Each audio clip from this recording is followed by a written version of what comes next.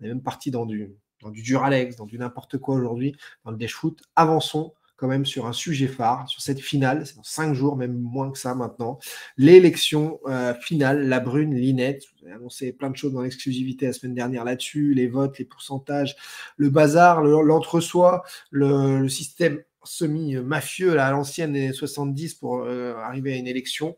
Et aujourd'hui, je vais discuter avec vous finalement une anomalie démocratique repérée en 2020 au sujet de la Ligue nationale de football. En effet, quand vous vous plongez, c'est un vrai truc dont je vous parle très très sérieusement, quand vous plongez dans l'élection de 2020 et dans les statuts, ce que j'ai fait de la Ligue de football, Vincent Labrune a été donc élu. Mais comment ça se passe très clairement? À la Ligue de football nationale, vous avez un président qui est Vincent Labrune depuis 2020, qui est arrivé en plein marasme, qui ne savait plus quoi faire pour sauver le foot français. Emmanuel Macron et le gouvernement lui ont dit on ne peut pas sauver le foot français, sinon il faut sauver toutes les fédés, tout le monde, c'est la Covid, c'est impossible.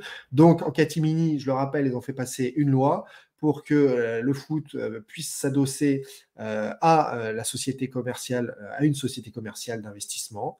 Et en catimini, ça a été voté à la va-vite, comme ça, député, etc.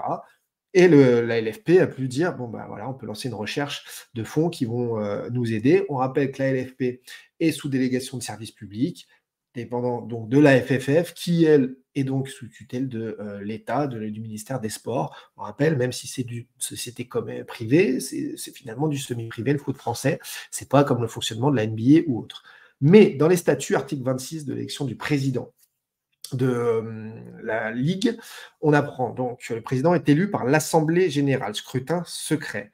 Voilà, donc Assemblée générale élue au premier tour à la majorité absolue des suffrages. Tout le monde comprend.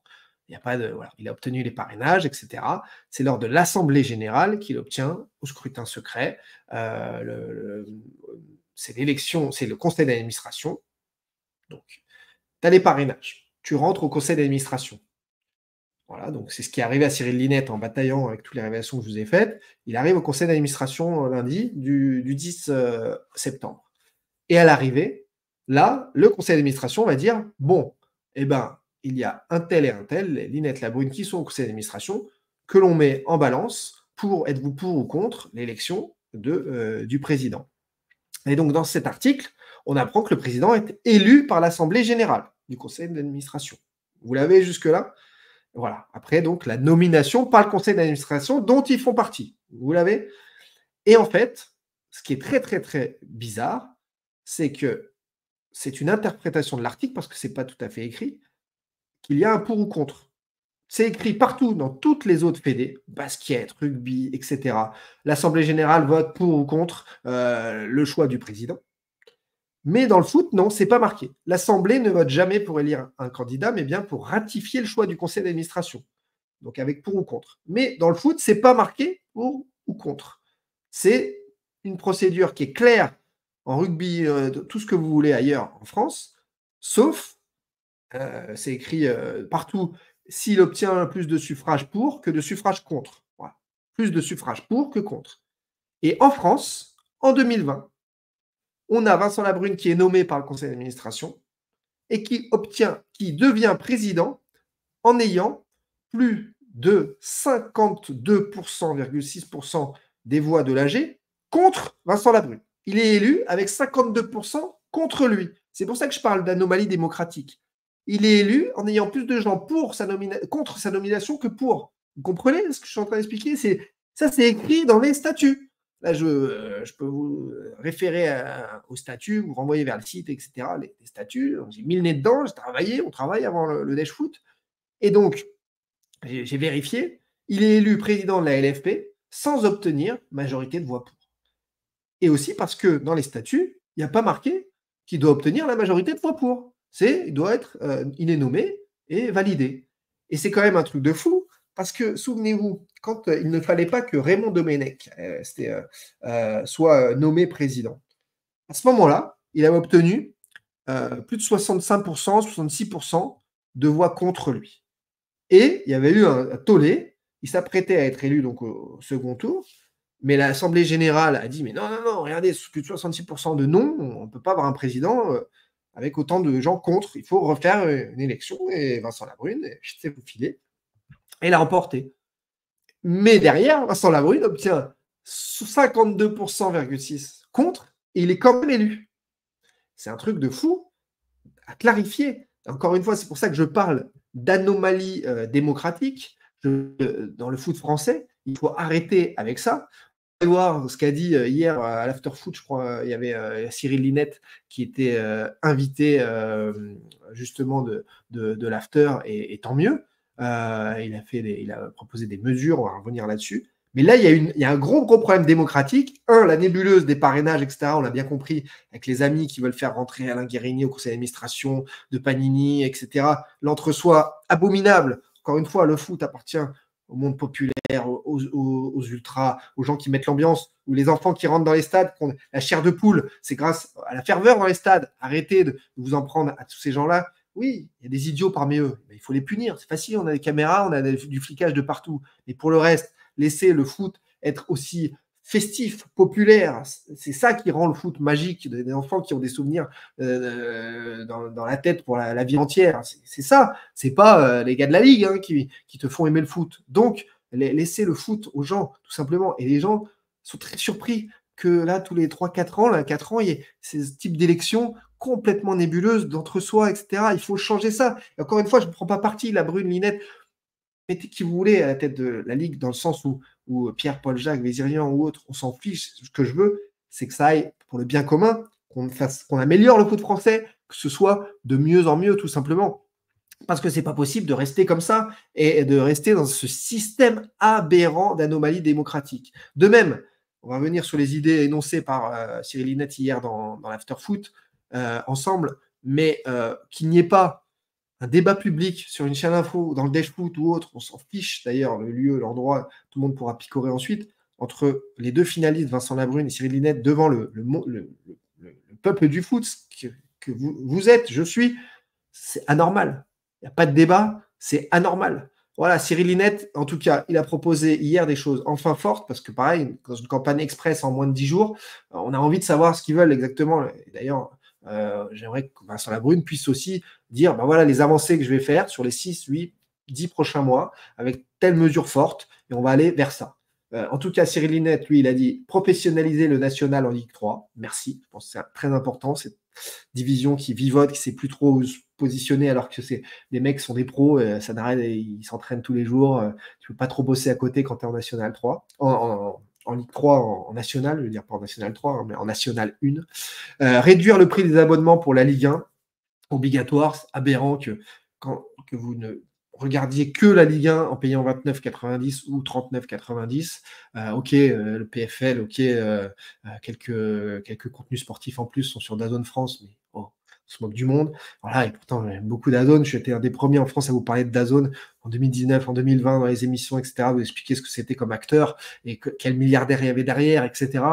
Donc, mais là, en France, c'est mal fait par rapport au marché, tout simplement. Remettre en place la Coupe de la Ligue, c'est une des grosses aussi innovations de Cyril Linette, mais sans les clubs européens, avec le vainqueur qualifié en C4. Donc les clubs européens s'occupent de leur Coupe d'Europe, et toi, en semaine, tu peux organiser des matchs de coupe avec le vainqueur qualifié pour la Conference League. Je trouve ça pas une mauvaise idée. Pas une mauvaise idée. Enfant d'Accueil qui me dit dans les commentaires, merci de défendre le foot populaire et les ultras. J'ai toujours eu ça en moi, parce que sans en fait les stades où il se passe rien, je le dis pas pour séduire, je le dis pas pour être populaire, démago, je m'en fous. Mais la réalité, c'est ça, c'est que si tu te prives de la ferveur des chants, il n'y a plus de foot en fait. Sinon, moi, je vais voir l'US Stade Sable jouer le dimanche et je m'ennuie et je m'en vais au bout d'une demi-heure à la buvette ou autre, parce que voilà, le foot ne te tient pas en haleine 90 minutes, à moins que tu viennes regarder les joueurs précisément, des stars, des méga stars, mais il n'y en a plus trop en France. Heureusement, Greenwood, Barcola sont là pour ça. Et tant mieux, le renouveau, comme je le dis. De toute façon, c'est bien d'enterrer le foot français comme il s'est enterré en juin, voilà, tout seul. Et voilà, c'est dramatique. mais il va renaître de ses cendres, ça c'est promis, avec un Grand Marseille dans le futur, avec voilà, de la concurrence, avec un nouveau président ou le même qui va relancer les choses et reprendre des bonnes idées. C'est pas impossible. Donc ça, c'est capital. Le foot ne meurt jamais, en fait. Des stars sont parties en Arabie Saoudite, il y en a plein de nouvelles qui ont émergé en Europe, et on s'en régale. Des Kenan Yildiz, le numéro 10 de la Juve, m'en régale. Federico Valverde, qui prend la place un peu vacante d'un cross dans le milieu du Real et qui se régale. Ben, vous connaissez déjà Valverde, bien sûr, mais voilà, il y a toujours, on prend la place d'un autre dans le foot, et les mecs qui sont un peu dans l'ombre, eh ben, ils vont prendre la lumière, et c'est ça qui est beau. En tout cas, pas de débat entre les deux, télé ou même radio entre les deux. Je trouve ça très dommageable, avec un arbitre au milieu, etc. C'est problématique. Cyril Linette n'a pas proposé que ça, je crois, hier dans l'after. Bon, il a dit, si les clubs européens ne jouent pas la Coupe de la Ligue et qu'on remet la Coupe de la Ligue sans les clubs européens avec une place en Conference League au bout, on donne quand même la possibilité à des clubs intermédiaires de gagner une coupe, ce qui ne peut plus arriver dans le foot d'aujourd'hui. En effet, dans ce foot à deux vitesses, avec les grands fonds d'investissement, avec Paris et les autres en Ligue 1, il a dit, il faut remettre absolument de la concurrence dans le foot français. Voilà, mais en tout cas, il n'est pas dans une campagne de séduction grotesque, il est favorable à la Ligue 3, il apporte des éléments qui sont repris à droite, à gauche, et voilà, Cyril Linette,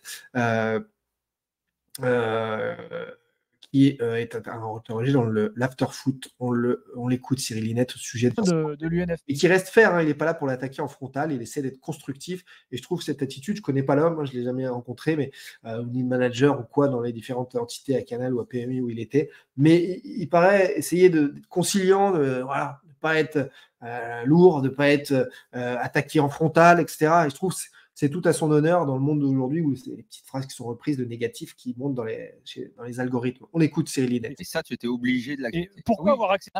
Soit d'avoir le candidat démordu de la possibilité d'avoir accepté.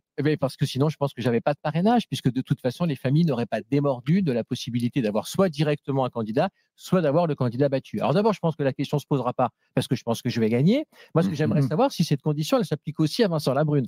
Donc, est-ce que la garantie pour Alain Guérini, elle est vraie aussi du président sortant? On saura ça mardi. Ou dans la... Donc, ça veut dire que là... Parce que je vous l'avais révélé la semaine dernière, ceux qui n'ont pas suivi ce dossier. Mais oui, Cyril Linette, donc, après les tractations, il a obtenu, donc, je vous l'avais dit en exclu, de Foot Uni, son parrainage à 58 contre 62 de Vincent Labrune. Il est devenu l'outsider, parce que Foot Uni, les 46 clubs professionnels lui ont donné le parrainage. Mais dans les heures qui ont suivi, l'autre organe, l'UAF, l'Union des acteurs du football, qui remet lui aussi des parrainages, a décidé de se priver de Cyril Linette parce qu'ils ont fait de l'entre-soi, ils ont préféré des gens qui n'allaient d'ailleurs pas se présenter à la tête de la LFP, Guérini et autres, pour rester entre eux. Et là, Cyril Linette a dû en effet faire marcher les réseaux, et notamment la ministre des Sports, qui a passé des coups de fil notamment à la FFF, en disant « Oh, c'est quoi ce truc? Vous êtes des fous, c'est pas possible de vous priver de la personne qui est l'outsider numéro 1 par vote, parce que vous faites de l'entre-soi. Donc, mettez-le en campagne et faites une vraie campagne au lieu de faire semblant, etc. » Et donc, Linette s'est retrouvé à obtenir finalement quand même le parrainage, mais la condition où on lui a dit très clairement « Ok, on va te filer le parrainage, mais bon, on n'avait pas envie de te le donner. » Donc, et là, il l'a confirmé publiquement, donc on te fait un chantage, c'est on te donne le parrainage, par contre, tu t'engages officiellement par écrit auprès de nous à démissionner du conseil d'administration de la Ligue si tu n'es pas élu. Donc, si lundi, il sera rentré au conseil d'administration grâce au parrainage, si lundi, il n'obtient pas les voix pour par rapport à Labrune, comme je l'ai dit, eh bien, Linette s'est engagé à démissionner. Il a été mis en avant par des parrainages, par des gens, les 46 clubs pro qui ont voté, et il est obligé par chantage de démissionner. On est dans quel monde, encore une fois, là? C'est arrêté, là, on est dans la vraie vie, c'est pas possible. Bref, les amis, voilà, c'était un point absolument important. Plus de 1002 là, connecté sur le Dash Foot, 14h19, 19 minutes d'arrêt de jeu, mais c'était un point hyper important à faire sur la situation, la finale, la Brune Linette qui aura lieu donc, on est le 5 septembre, donc mardi, c'est ça, mardi 10, bon, on fera un Dash Foot mardi justement, on sera en plein live, il se passera plein de choses. Puisque mardi, donc le lendemain de France-Belgique aussi, on sera un gros Dash Foot. On fera Dash Foot mardi, mercredi, pour débriefer aussi l'élection LFP. et jeudi prochain. Mardi, mercredi, jeudi, on sera en direct dans le Dash Foot, les amis, puisque c'était la trêve internationale, il fallait ajuster les Dash Foot, et on fera exceptionnellement pas de Dash Foot lundi. Vous savez que c'est habituel, sinon le lundi, le lendemain de week-end sportif. Voilà le point important sur ce qui va quand même bouleverser encore une fois le foot français, là, nouveau président ou pas, mais en tout cas qui doit amener un nouveau souffle, que ce soit la Brune ou Linette, pour le foot français, plus démocratique, moins nébuleux et avancer pour le bien commun. Encore une fois, quand on voit que la FFF utilise pour ses clips ou autres ou photos, des photos de supporters en feu avec des fumigènes, mettre l'ambiance dans les stades, mais qu'en fait les fumigènes c'est interdit en France et que les clubs prennent des grosses amendes si justement il y a trop d'ambiance dans les tribunes. Arrêtez d'être là-dessus, là. Emmenez tout le monde avec vous. Aujourd'hui, quand on ne partage pas, c'est plus possible. Partagez, les amis, dans la vie. C'est le truc que je voulais dire. Je prends vos commentaires, vos messages, comme d'habitude, dans la room par rapport à ça, mais je voulais absolument faire ce point important sur le sujet. Barjo qui nous dit, bref, la Brume, prochain président et après ministre des Sports. Ah ouais, carrément. En un mot, c'est simple, dit Blondin, c'est mafieux. Aïe.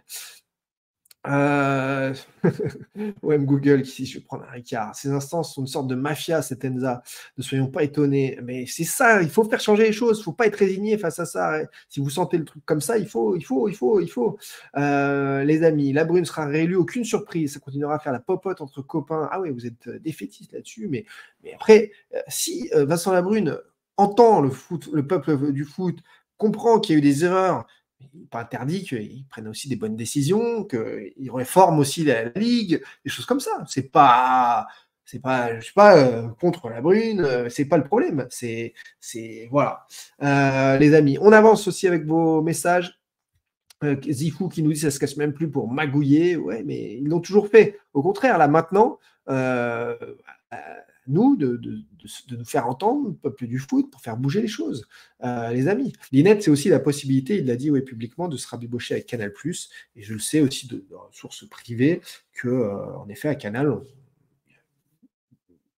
c'est l'ancien directeur des sports de Canal, hein, Thierry de Linette, même peut-être DG, non, je ne sais plus exactement, je ne vais pas dire de bêtises, mais oui, je crois que forcément, il s'entend bien avec Maxime Saada et avec Canal. Il a un gros réseau aujourd'hui dans le foot et dans les affaires qui permettent d'en faire un candidat crédible au poste de président. Valvor qui nous dit le Grand Marseille se fait attendre. En effet, cher ami, on peut finir l'émission à 14h24 en foire aux questions avec plaisir, comme d'habitude, les passionnés. Penses-tu que Canal reviendra dans la danse après officialisation de la vente OM? Je n'ai aucune idée. Ludom, je pense qu'avec l'officialisation de la vente OM, les droits télé et en général la Ligue 1 va aller mieux, tout va aller mieux, ça va recréer une saine concurrence, émulation, un raz-de-marée médiatique énorme et beaucoup de gens attendent ça et tout le monde attend ça dans les coulisses aussi parce que ça a été beaucoup trop long à se décanter à cause des intérêts internationaux, des intérêts personnels aussi de chacun et voilà, on va pas revenir là-dessus à chaque fois mais heureusement que les nouvelles sont bonnes en coulisses. C'est la NBA League Pass, 80 balles l'année, je me régale. Oui, en effet, si tu crées un Spotify, Deezer, League Pass de la Ligue 1, tu le mets en effet à l'équivalent comme ça de 7-8 euros par mois. Et je pense que beaucoup de gens iront, même seulement la Ligue 1, mais à des tarifs raisonnables. Tu as vu le nombre d'abonnés recensés potentiels, hein, c'est du conditionnel. Chez DAZN, on en a parlé tout à l'heure dans l'émission, on m'a dit 100 000. Et j'ai expliqué justement que ça voulait dire que les meilleures audiences, donc hors piratage, de toutes les premières affiches de Ligue 1 du mois d'août, c'était donc 60-70 000 téléspectateurs à tout casser. Imaginez le catastrophe au niveau de l'image, des répercussions et de l'aura de la Ligue 1. En effet, breaking news, hein, c'est tombé pendant l'émission. Pernod Ricard renonce au partenariat avec le PSG, tellement ça a été mal foutu, on en parlait en début d'émission, mal annoncé, et avec le nom Pernod Ricard, tu ne peux pas, malgré tes 240 marques en dessous, t'associer avec le PSG. En revanche, si demain, Pernod Ricard s'associe via toutes les marques que j'ai énumérées, même Absolute ou autres, avec le PSG, comme il le faisait déjà, mais sans annoncer Pernod Ricard, il n'y aura pas de problème. C'est juste qu'ils l'ont mal communiqué et c'est hallucinant. Voilà, la FIFA n'a qu'à créer sa chaîne comme Disney ou plus ou Netflix. Complètement, je ne comprends même pas que ce ne soit pas déjà fait. Mais parce qu'ils veulent bien s'entendre avec tous les détenteurs de droits, qu'il y a des contrats aussi à droite à gauche qui sont totalement différents selon les pays. Mais en effet, FIFA doit aller là-dessus, l'UEFA, la Ligue, tout le monde doit aller là-dessus.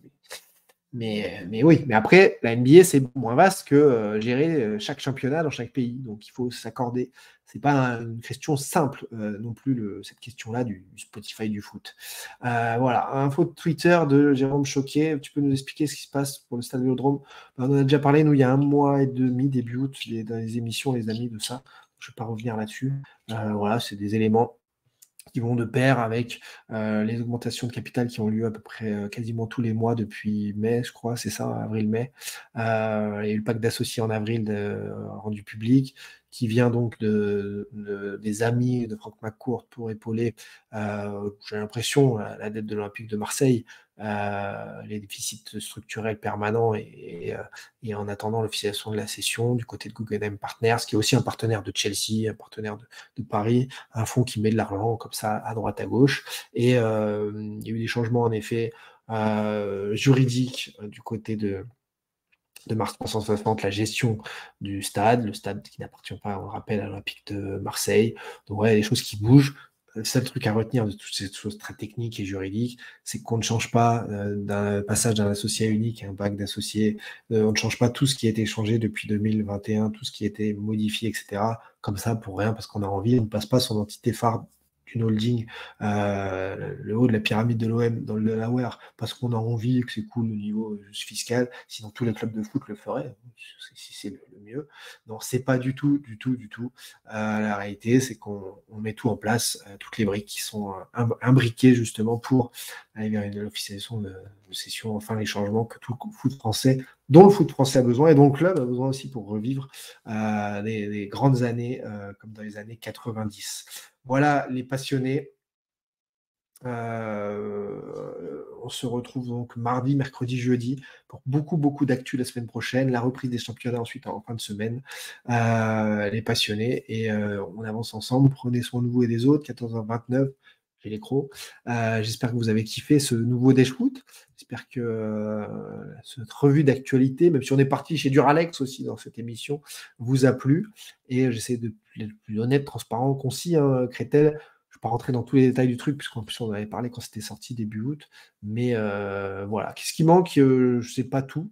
Je ne sais pas tout. Je sais qu'il manquait encore cet été des deals et des intérêts internationaux, des intérêts personnels aussi, que chacun sorte vraiment avec les honneurs. Et pour ma course, c'était peut-être pas forcément encore le cas il y a quelques mois. Ça va beaucoup mieux, puisque là, vous avez l'impression qu'il vous a mis en place une incroyable équipe avec un des entraîneurs les mieux payés d'Europe, un staff pléthorique. Peut-être qu'on va y arriver finalement. Mais de toute façon, ça c'est sûr que c'est inéluctable et que c'est mis en place. Et les confirmations sont là. On m'a envoyé encore il y a moins de 10 jours. Tu sais que tu as raison. Je peux te le dire et te le garantir de quelqu'un qui est au plus proche du deal. Et donc, bon, moi, je n'en doute pas du tout. Hein. Après, toutes les confirmations et le travail effectué sur le sujet, c'est pas le problème. Mais la longueur du dossier, fatigant, voilà, c'est inutile de se prendre la tête là-dessus, les amis. Allez, prenez soin de vous et des autres. Je regarde encore un petit peu vos commentaires, vos messages. On a vécu une super émission. Merci encore à DJ Tech de m'avoir habillé pour aujourd'hui, pour d'autres émissions avec ce maillot mythique de l'Espérance de Tunis. Prenez soin de vous et des autres. Rendez-vous mardi, mercredi, jeudi pour de nouveau Dash Foot, midi et demi, 14h. Prenez soin de vous et des autres. Allez, bye bye, les passionnés.